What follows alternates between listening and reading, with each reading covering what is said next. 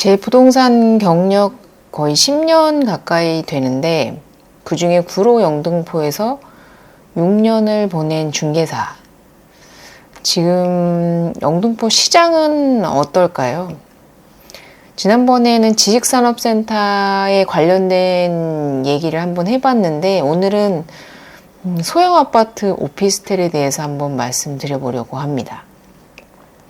저는 이제 작은 소형 주택을 위주로 주택을 계속 해왔는데 사실 제가 여의도를 선택했던 이유도 영등포를 선택했던 이유도 여의도의 직주 근접 때문이죠. 그래서 출퇴근하시는 젊은 이제 청년분들의 수요를 흡수하고자 영등포를 선택했던 것이기 때문에 그에 맞춰서 소형주택, 오피스텔을 위주로 임대를 맞추고 있습니다. 사실 저는 임대 전문이기 때문에 제가 느끼는 요즘의 그 체감은요, 오피스텔 전세 수요가 살아나고 있다. 이렇게 얘기하시면 무슨 얘기냐고 하실 수도 있을 것 같기는 합니다. 아직도 계약금 포기, 마이너스 프리미엄, 다양하게 임대인분들이 힘든 시간을 보내고 있는 게 사실인데요. 이게 예전과는 좀 다른 분위기로 전세 수요가 늘어나고 있다. 이렇게 말씀을 드리겠습니다. 첫 번째로는 예전 같은 경우에는 가격이 저렴하면 전세가 잘 나갔습니다. 그러니까 정말 철저하게 가격 위주로 전세 수요가 몰렸는데요. 지금은 그것과는 좀 대비되게 좀 특징이 있습니다. 네. 첫 번째로는 건축주 직접 임대, 주택 임대 사업자입니다. 이제 전세 사기 때문에 이제 사실 오피스텔도 피할 수 없는 부동산이죠. 전세 사기에서. 물론 다세대 쪽에서 많이 일어나기는 했지만 사실 오피스텔도 예외는 아니었다. 그게 이제 그 집주인이 처음에는 건축주가 분양을 하면서 그거를 추후에 수분양자에게 넘기면서 처음에는 건축주를 보고 계약을 했다가 본인이 알지 못하는 수분양자에게 물건이 넘어가면서 이제 보통은 그게 정상인데 그것을 악용해서 전세 사기에 이용을 했던 그런 나쁜 놈들이 있었던 거죠.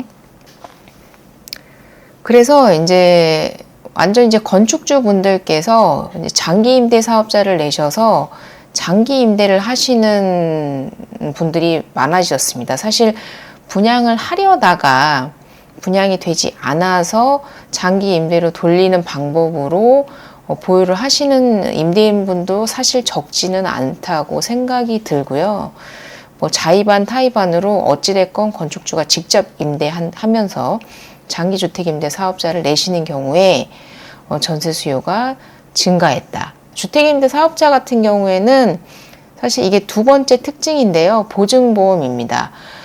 주택 임대 사업자 같은 경우에는 보증보험을 의무 가입하게 되어 있기 때문에 사실 임차인분께서 전세 대출 또는 보증보험을 별도로 신경 쓰지 않아도 임대인의 권리로 인해서 보증보험을 의무적으로 들을 수 있기 때문에 물론 비용은 일부 들어가지만 75%를 임대인이 보증보험의 비용을 지불해주고 보증보험 또한 들 수 있기 때문에 사실 임차인분들 입장에서는 이렇게 주택임대사업자, 그러니까 나라에다가 신고를 하고 임대를 하겠다고 하신 분들이거든요. 그리고 주택임대사업자 같은 경우에는 이거를 말소하거나 혹은 주임사가 아니신 분들에게 양도를 할 경우에는 과태료 3천만 원 이하의 과태료가 나옵니다. 사실 그렇기 때문에 쉽게 매도할 수 없다라는 걸 인지하면서도 전환하시는 거기 때문에 거의 10년 가까이는 임대를 하겠다는 마음으로 주택임대 사업자를 내시는 분들이다. 그래서 사실 임대하기에는 좀 안전하다. 그래서 건물을 짓는 비중으로 봤을 때는 상당히 정말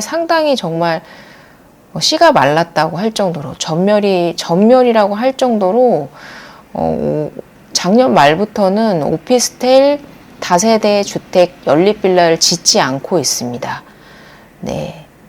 제가 이제 뭐 수치상으로 제가 말씀을 드리는 건 아니지만, 영등포에서 6년차 중개를 하고 있는 중개사의 입장에서 실제로 체감하는 체감의 온도를 말씀을 드리는 거고요.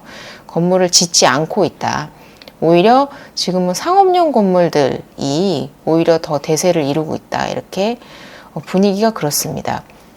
제가 있는 당산 같은 경우에도요.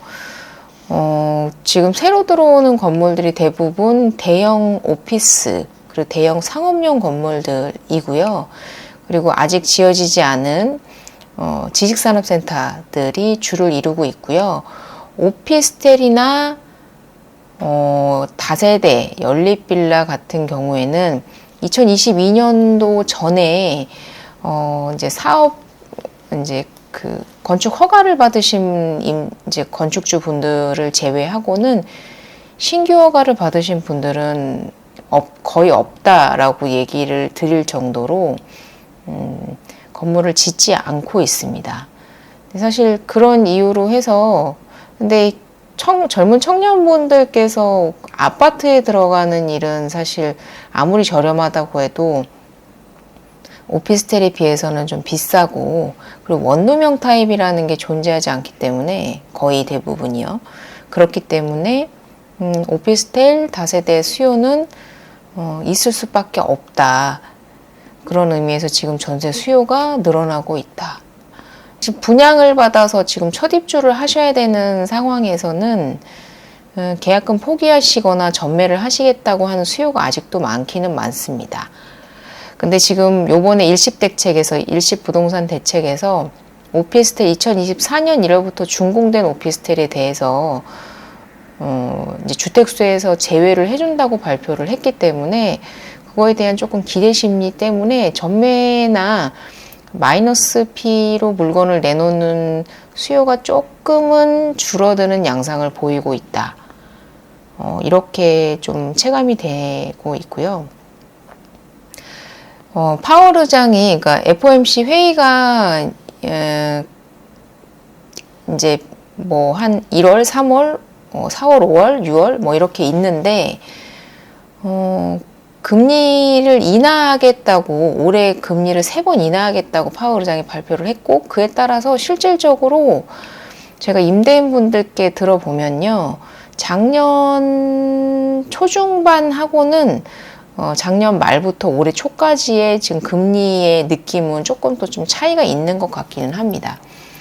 좀 많이까지는 아니지만 미세하게 좀 내려갔다.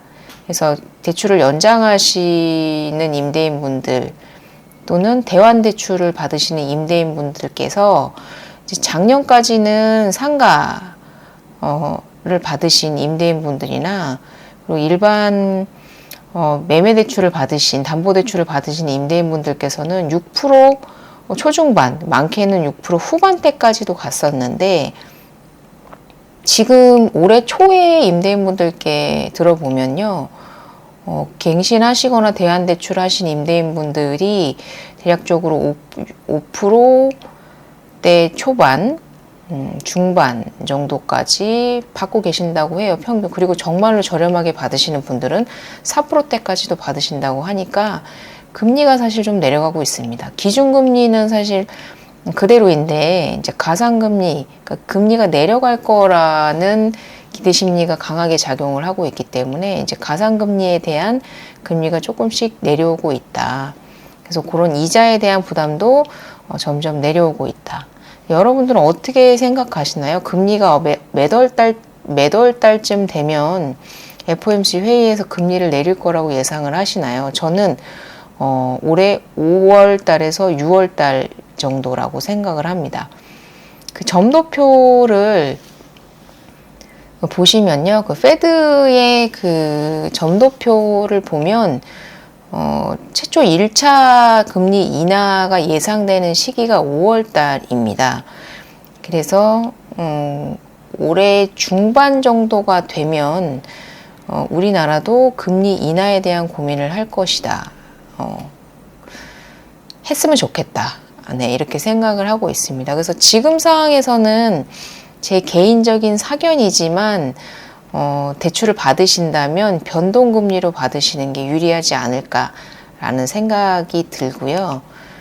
오피스텔 같은 경우에는 올해는 좀 지켜봐야 될 것 같다. 임대사업자를 최초 등록을 하거나 그리고 2024년 1월달 준공된 오피스텔의 경우 다세대도 포함됩니다. 그리고 연립빌라도 포함되고요. 아파트를 제외한 그런 소형주택이나 이제 도시형 생활주택을 소형주택이라고 이름이 바뀌었습니다. 그래서 도생을 소형주택이라고 얘기를 하는데 소형주택 또는 오피스텔, 다세대 연립빌라를 갖고 있으신 분들께서는 올해 만약에 준공이 됐거나 그리고 최초로 임대사업자를 등록을 하실 마음이 있으시다면 한번 고려를 해보시는 것도 좋지 않을까.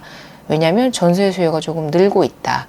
이렇게 말씀을 드리겠습니다. 그래서 당산에도 신축 오피스텔 원룸들이 좀 이제 막바지 2022년도에 건축 허가를 받으시고 막바지로 준공을 내신 건축주분들께서 임대를 하고 계시고 있는데 특히 작은 평수일수록 조금 수요가 조금 많이 증가하고 있는 상태고요.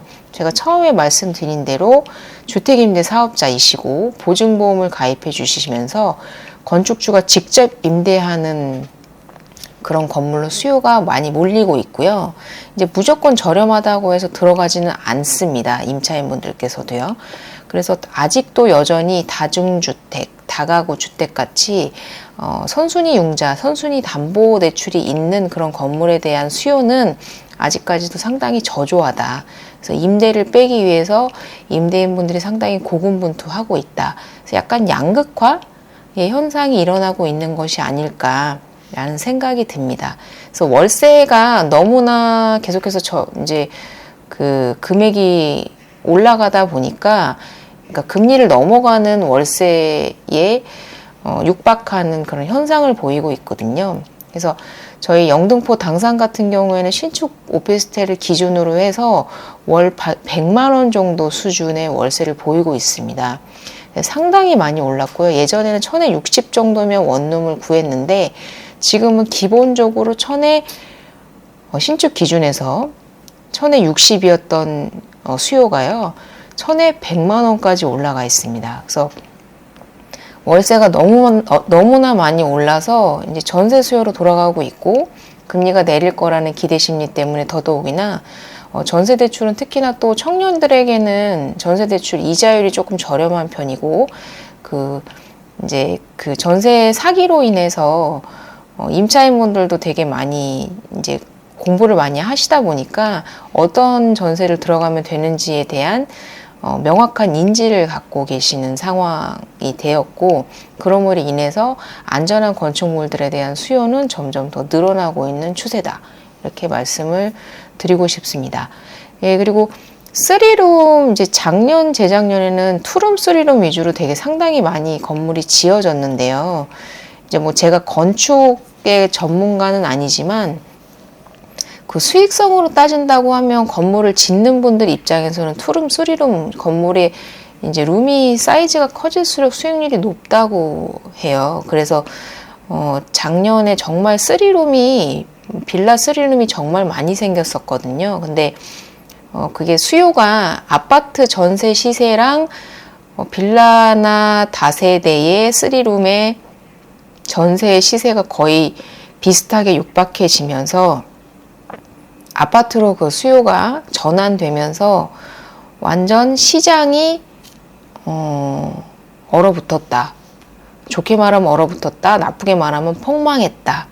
이렇게 된 상황이라서 아직도 3룸 같은 경우에는 어려운 시장을 겪고 있으시다.